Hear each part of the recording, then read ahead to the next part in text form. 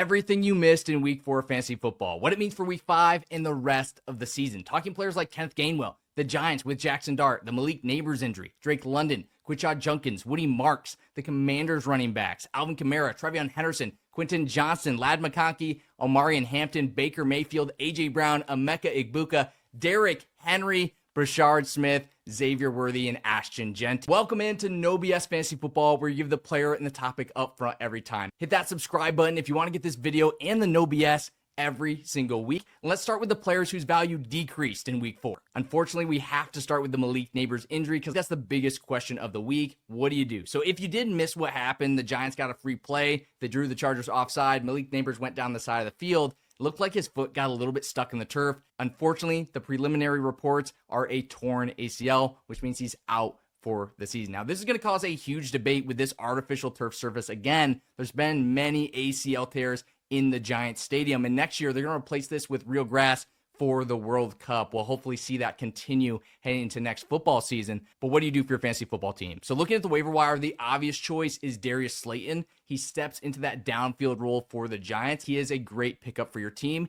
The other guy I think could be an interesting pickup is Isaiah Bond. He did have a good game today, and with Cedric Tillman dealing with a hamstring injury, he could get that downfield role for the Browns and bring you some good weekly upside. The Commanders RBs lost incredible value again this week, proving they're just unreliable. Chris Rodriguez Jr., maybe he'll have value when Jane Daniels comes back, but this is a three-headed monster in this backfield. And even when the team scores good points, the running backs simply aren't trustworthy. You could honestly drop these running backs because it's going to be a committee that we're going to see all season long, highly unpredictable. I thought this could have been a bounce back week for Ladd McConkey, facing what should have been a pretty good matchup against the Giants. But the big problem here, the Chargers lost a few of their offensive linemen. That gave a lot of pressure onto Justin Herbert, the quick passes, the dump offs to Omarion Hampton, who we're going to talk about a little bit later as well, whose value is increasing, but Ladd McConkey just isn't bouncing back. And I honestly think he's a good buy low candidate if you can pay prices close to what he's been performing. He did have a great season last year. He proved he can do it. Plus, if there was ever an injury to Quentin Johnston or Keenan Allen, he might go back to that dominant fantasy football wide receiver. While we were wrong about Ladd McConkey, we were exactly right on A.J. Brown. Last week, we begged you to sell high. This offense is just going to be too inconsistent, and he proved us right this week with only 2 catches. Now, the silver lining, he did have 9 targets, but they weren't the most high-quality targets. Hold him on your team until he has another big game, then again, trying to sell high as soon as possible. This inconsistency is going to plague him all season long. Derrick Henry, unfortunately, another player who proved us right this week when we said you could bench him, a bold take, but I've got him in too many leagues. I've been watching him play. He's just not involved enough in this offense right now, but I do think he's a bit of a buy low. Now, if you have him on your team, it's a struggle. If someone's willing to overpay for him, I would sell. But right now, I'm trying to buy low in a lot of leagues because of this schedule. They play the Chicago Bears, the Dolphins, the Vikings, the Jets, the Bengals, the Steelers, the Bengals, the Patriots after the bye week. He could go insane with this easy schedule. Scary situation for Alvin Kamara. I'm not going to talk about Kendre Miller in the rising value, but he certainly belongs there and is a top waiver ad. But I want to talk about Alvin Kamara, who we all drafted in the 5th or the 4th round, who is now splitting carries. Kendre Miller had the touchdown and was more efficient on the ground. The one bonus here is Alvin Kamara did get more involved in the receiving game against the Bills, but that hasn't been very consistent. Right now, I'd be looking to sell high, see what you can get for Alvin Kamara, shop around. His value seems to be tanking with Kendre Miller getting involved, but enough with the negativity. Let's talk about the players who increased their value week 4 and decide if you should just start him week 5 or if you should sell high. We're going to start with Kenneth Gainwell, who had an insane game for the Steelers in Dublin. Now, I'll be quick on this one because I don't think it matters too much because Jaylen Warren will be back in 2 weeks. Remember, next week, the Steelers are on bye. By that time, Jaylen Warren should be back. I mean, Kenneth Gainwell will move to that reserve role like he has been all season. If you do want to add him as a handcuff to Jaylen Warren, you can, but you're not going to get this 30-point game, this high volume that he got in this game every single week. Jackson Dart, another player with an impressive debut here, but he's a little bit of a sell high. I like the rushing ability. That's definitely a strength here, but he wasn't that strong in the game after that initial touchdown. After that initial touchdown, he only scored 13 fantasy points. That's not going to be enough if he doesn't have a rushing touchdown every single week. And with Malik Nabers getting injured, the upside in this offense is lowered. Cam Skattebo being an amazing red zone running back, I would try to sell high on Jackson Dart if you can to someone who needs a quarterback. Drake London and the whole Falcons offense. They did fire one of their pass game coordinators, and maybe that's all they needed to have an amazing week here. 25 fantasy points, 8 catches, 110 yards, and a touchdown. I know I was a little bit worried about him after week 2. This offense looked terrible, but that's why on this page, we always recommend trading for, going after players who get volume. The results will be there if the volume is there. Our biggest trade for target of last week absolutely dominated again. Quidshot Junkins crushed against the Detroit Lions. Even though the team struggled, he had 82 yards, a touchdown. He had in some receptions as well. So make sure you hit that subscribe to always get our biggest buy lows. We give those out every single week. We're here to help you win the championship. And Quidshot Junkins, if you got him for your team, he's crushing. And this is how it's going to be all year, so I'm willing to buy high. Now, Woody Marks went even more insane. Definitely going to be one of the top waiver ads this week if you didn't add him last week, because he's taking over this backfield. The rushing, the efficiency, the opportunities are there. He's really ahead of Nick Chubb. We haven't gotten the snap share data in the Walter Picks app yet, but that's one of the reasons why you want to have it downloaded. It's in the profile. It's free with code NOBS.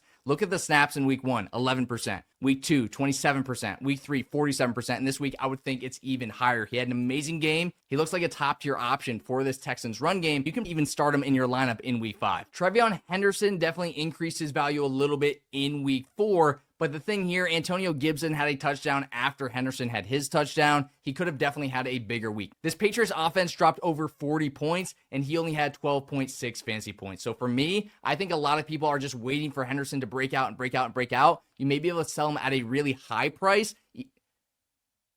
Love this one because we told so many people to start Quentin Johnston this week, and he dominated again. He had 8 receptions, 98 yards, and a touchdown. Guys, this was a first-round pick. He's finally showing us why. He's got speed, he's got size, he's got strength, and finally he has the hands to put all of those great attributes to use. He's really becoming the top target in this high-powered Chargers offense. Going forward, you have to start him in your lineups, and he's still a player you may be able to buy a little bit lower just because he had almost 0 name value heading into the season. Send a trade, see if you can get it for your team, because this kind of production looks like it's going to continue just every single week. Omarion Hampton backed up his week 3 performance as well. This Chargers offense will continue to score points at a high level. If you got Hampton, don't sell, just keep locking him into your lineup. It was a really tough game for Baker Mayfield, so I just want to highlight how good he actually was. He had a few long touchdowns that kind of saved the day, saved his touchdowns, saved his pass yards. But on those plays, he was awesome. The way he scrambled, he got out into the flat, he gave his receivers time to work, was very impressive in this game against a good, strong Eagles defense. He will find a way each and every week to keep his team in the game, to be competitive. If he was someone you benched this week due to the hard matchup, I think you can start him going forward. I want to talk about his teammate Emeka Egbuka as well. Now, he's someone I said you could continue to sell high. He could still be there, honestly. But look at the targets here. He had 10 targets in this game. It's been going up every single week. But keep in mind, Mike Evans was out. Chris Godwin also had 10 targets in this game. When they're all back, that target share will be spread out among the 3. That's the one thing to watch out for